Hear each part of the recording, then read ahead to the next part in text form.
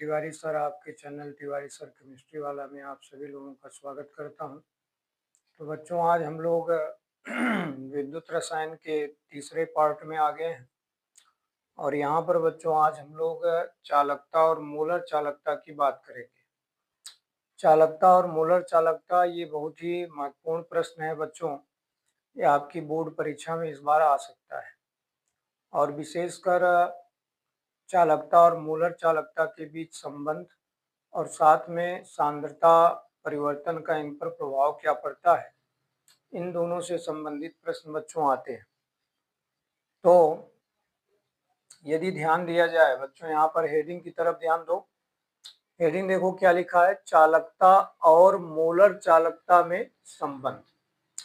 तो जैसा कि हम लोग पहले ही पढ़ चुके हैं बच्चों कि किसी भी विद्युत अवघटनी सेल में जो विलयन हम लेते हैं, यदि उस विलयन का आयतन हम एकांक कर दें तो एक एकांक आयतन वाले विलयन में जितना मोल आप घोल सकते हैं,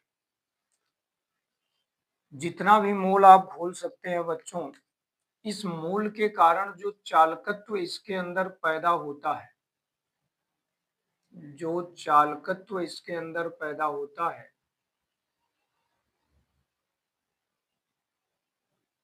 यही चालकता कहलाता है। जैसा कि हम लोग चालकत्व के बारे में बच्चों पढ़ चुके हैं, आपको याद होगा कैपिटल जी बराबर होता है 1/8। ठीक है बच्चों। तो ये कह रहा है कि चालकता के केस में आयतन का मान एकांक रहता है। अब उसमें चाहे जितना मोल आप घोलो, एकांक आयतन में जितना मोल आप घोलेंगे उसके कारण जो चालकत्व पैदा होगा वो चालकता कहलाएगा। चालकता का प्रेजेंटेशन बच्चों आप जानते हैं, इसको कापा से निरूपित करते हैं। दूसरे साइड में अगर देखें बच्चों तो मोलर चालकता के केस में क्या होता है, मोलर चालकता के केस में कह रहा है कि यहाँ पर विद्युत अवघटनी सेल जो हम लोग ले रहे हैं, इसमें विलयन का आयतन एक मोल घोलने के लिए जितने भी आयतन की जरूरत आपको पड़ेगी उतना आपको लेना पड़ेगा। अगर 1 लीटर आयतन की जरूरत पड़ेगी तो 1 लीटर लेना पड़ेगा, समझ रहे हैं। 10 लीटर आयतन की जरूरत पड़ेगी 10 लीटर लेना पड़ेगा। पॉइंट ये है कि आपको पदार्थ 1 मोल ही लेना है, जबकि बच्चों यहाँ मोल नियत नहीं था। यहाँ पे देखिए मोल नियत हो गया है, यहाँ आयतन नियत था, यहाँ पे मोल नियत हो गया है। ये दोनों में मुख्य डिफरेंस है। तो प्रश्न ये है कि 1 मोल पदार्थ को घोलने के लिए जितने आयतन की जरूरत आपको पड़ती है, उस आयतन में 1 मोल पदार्थ को घोलने के कारण जो भी चालकत्व पैदा होगा बच्चों, या हम कह सकते हैं कि 1 मोल पदार्थ को घोलने के लिए जो चालकत्व पैदा होगा वो मोलर चालकता के केस में जाएगा। तो इस तरह से इन दोनों में बेसिक डिफरेंस समझने के लिए मैंने आपके सामने ब्लैक बोर्ड पर चित्र बना दिया है, जिससे कि आप दोनों में अंतर को समझो। अब बात यहाँ पर आती है कि अगर ऐसा रिलेशन है तो यहाँ पे हम क्या लिख सकते हैं, जरा देखिए क्या लिखा है। एकांक आयतन की जो चालकता होती है, एकांक आयतन की जो चालकता होती है बच्चों, वो कापा के बराबर होती है। अब अगर हम मान लें कि 1 मोल पदार्थ को घोलने के लिए V मिलीलीटर आयतन की जरूरत है, तो ऐसे केस में अगर मैं V मिलीलीटर आयतन की चालकता निकालूं तो उसके लिए हमें क्या करना होगा बच्चों, आयतन का कापा में गुणा करना पड़ेगा। जब हम आयतन का कापा में गुणा करेंगे बच्चों, तो हमें इन दोनों का जो गुणनफल मिलता है वही कहलाता है मोलर चालकता। यानी मोलर चालकता का यहाँ एक फार्मूला हमारे सामने आ रहा है, आयतन गुणे चालकता। तो मोलर चालकता बराबर बच्चों क्या होता है, आयतन गुणे चालकता। आयतन और चालकता का गुणनफल मोलर चालकता कहलाता है। जैसा कि यहाँ पे लिखा हुआ है, यहाँ पर इसको पढ़ते हैं बच्चों लैम्डा, और ये यम है, लैम्डा यम बराबर मोलर चालकता, यानी मोलर चालकता का प्रतीक क्या होता है बच्चों, लैम्डा यम होता है। अब बात यहाँ पर ये आती है कि लैम्डा यम और कापा के बीच रिलेशन क्या मिल सकता है सांद्रता परिवर्तन के कारण। तो अगर हम लोग देखें तो पहला केस यहाँ पर क्या दिखा रहा है, आप अगर पहले केस पर ध्यान दो तो पहला केस ये बता रहा है कि जब हम विद्युत अपघटनी विलयन का आयतन बच्चों कम कर देते हैं तो उस विलयन में प्रति एकांक क्षेत्रफल में आयनों की संख्या बढ़ जाती है। आयनों की संख्या क्या हो जाती है बच्चों, बढ़ जाती है।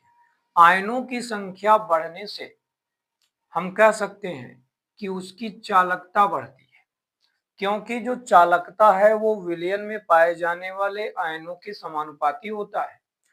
अब केस यहाँ ये उठता है कि आयतन कम कब होगा, जब हम सांद्रता को बढ़ाएंगे। जब हम सांद्रता को बढ़ाते हैं बच्चों तो चालकता भी बढ़ती है। यदि हम दूसरे केस में चलें तो दूसरे केस में ठीक ऊपर के विपरीत अवस्थाएं दिखाई गई हैं। यहाँ पर देखो, हमने आयतन को बढ़ा दिया। आयतन कब बढ़ेगा बच्चों, जब हम विलयन में सांद्रता को कम करेंगे। याद रखना, सांद्रता कम करने से आयतन बढ़ जाता है।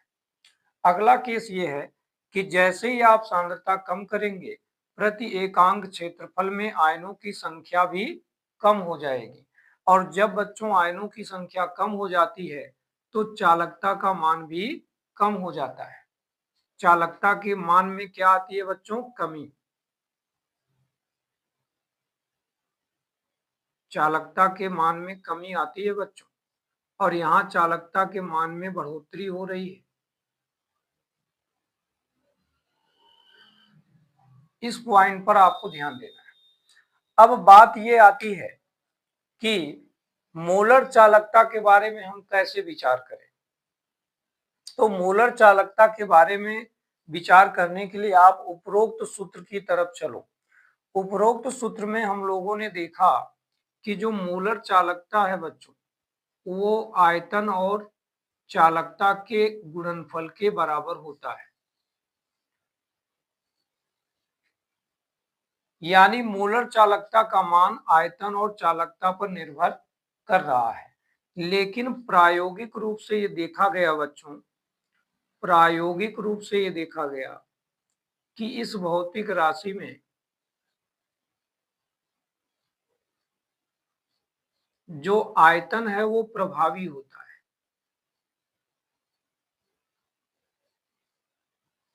जबकि चालकता उतनी प्रभावी नहीं होती है।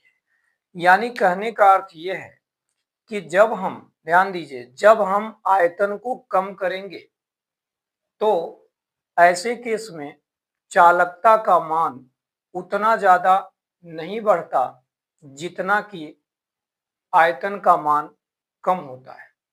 तो आयतन का मान ज्यादा कम हो जाता है और चालकता के मान में जो बढ़ोतरी है वो बहुत ज्यादा नहीं हो पाती। ऐसे केस में हम लोग ये लिख सकते हैं कि जब आयतन कम होगा बच्चों, जब आयतन कम होगा तो मोलर चालकता के मान में भी कमी आएगी, क्योंकि प्रायोगिक रूप से देखा गया कि जो मोलर चालकता है वो आयतन के समानुपाती हो गई है।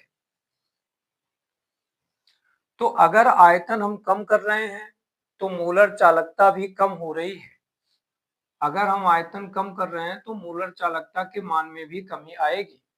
इसी प्रकार से अगर हम आयतन को बढ़ा रहे हैं बच्चों तो यहाँ मोलर चालकता का मान भी बढ़ जाएगा।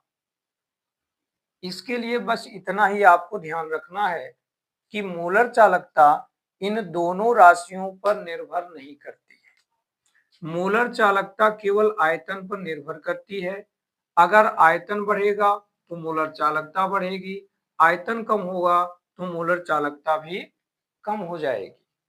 ठीक है बच्चों, तो इस तरीके से आज हम लोग चालकता और मोलर चालकता में क्या संबंध होता है, इसके बारे में कंप्लीट जानकारी प्राप्त कर लिए हैं। एक बार मैं पुनः इसका रिवीजन करता हूं, क्योंकि बोर्ड एग्जाम में यहाँ से प्रश्न संभावित है, इस बार आ सकता है। हम लोगों ने क्या पढ़ा बच्चों, फिर से एक बार ध्यान दो। जब आयतन कम होता है तब सांद्रता के मान में बढ़ोतरी होती है, यानी सांद्रता का मान बढ़ाकर हम आयतन में कमी लाते हैं। ऐसे केस में प्रति एकांक क्षेत्रफल में आयनों की संख्या बढ़ जाती है और जिससे चालकता का मान बढ़ता है, लेकिन मोलर चालकता का मान कम हो जाता है, क्योंकि मोलर चालकता सीधा आयतन पर निर्भर कर रहा है। इसी तरह से अगर हम सांद्रता को कम करते हैं बच्चों, तो आयतन बढ़ जाता है, जिससे कि प्रति एकांक क्षेत्रफल में आयनों की संख्या में कमी आती है। जब ये संख्या कम होती है तो चालकता भी घट जाता है। चालकता के घटने पर मोलर चालकता का मान बढ़ रहा है, क्योंकि मोलर चालकता आयतन पर निर्भर कर रही है, जैसा कि नीचे हमने सूत्र के द्वारा आपको बताने का प्रयास किया है। ठीक है, तो इस तरह से यहाँ पर एक और बेसिक पॉइंट लिखा है कि विद्युत अवघट्य विलयन में जो धारा का प्रवाह होता है बच्चों, वो आयनों के कारण होता है। प्लस और माइनस आयन जो विलयन में होते हैं, उनके चलने से विद्युत धारा उस विलयन के अंदर प्रवाहित होती है, जिससे चालकता के मान के बारे में हम जानकारी प्राप्त कर सकते हैं। ठीक है बच्चों, तो आज का यह वीडियो यदि आप लोगों को अच्छा लगा हो तो प्लीज वीडियो को लाइक कीजिए और अपने मित्रों को शेयर करिए। साथ ही साथ अपने चैनल के साथ इसी प्रकार बने रहिए। धन्यवाद।